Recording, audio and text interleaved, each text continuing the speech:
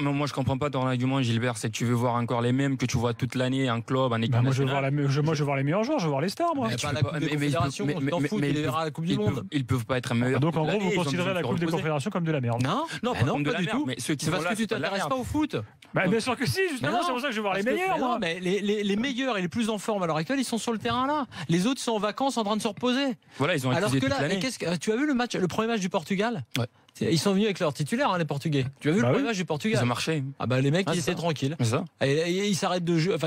Moi, ce que je vois, c'est que le Portugal, ils arrivent avec leur meilleure équipe en disant on veut la gagner. Le Chili, ils arrivent. J'ai regardé les matchs. Moi, je te parle de l'état d'esprit. Oui, mais justement, quand tu arrives dans cette compétition. Non, mais après, regarde, attends, les matchs. Le Portugal vient avec ses titulaires et joue moins bien que l'Allemagne qui vient avec ses remplaçants. Les matchs, ils dépendent d'un scénario, ils dépendent d'un adversaire, ils dépendent de plein de choses. Moi, d'après ce que tu dis, moi, je te dis, tu mec titulaire, c'est-à-dire que tu as un état d'esprit que tu veux gagner, que tu veux jouer. Mais non, c'est pas parce que tu viens. Moi, je dis que l'Allemagne, ils sont là pour comme un tournoi amical à 2 francs. Ils viennent justement pour tester de nouveaux jeunes qui ont envie de gagner et qui vont produire du jeu plus que les titulaires qui vont. C'est ce que tu n'arrives pas à comprendre au fait. Non, mais j'ai bien compris, mais ça me plaît pas. Quand tu ramènes, j'ai bien compris.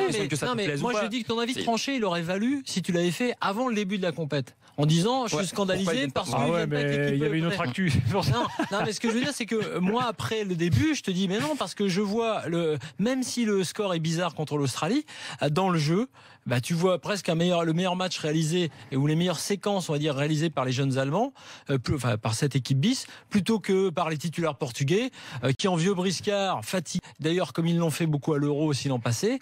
Franchement, non, moi je suis pas d'accord. Moi, au contraire, cette Coupe des Confédérations, d'ailleurs, globalement, elle est pas si mal depuis le début, parce que t'as une Russie qui là, je suis plutôt d'accord là-dessus. Mais oui, mais donc c'est l'Allemagne qui me contrarie.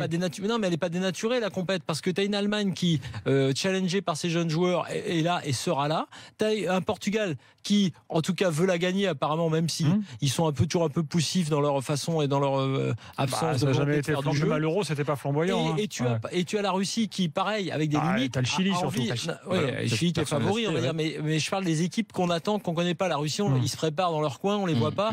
Ils sont présents. Donc, et là, même le Mexique qui a mis qui a fait 8 changements. Benoît. Là, les Mexicains, là, ils se sont vus peut-être un peu trop beaux là.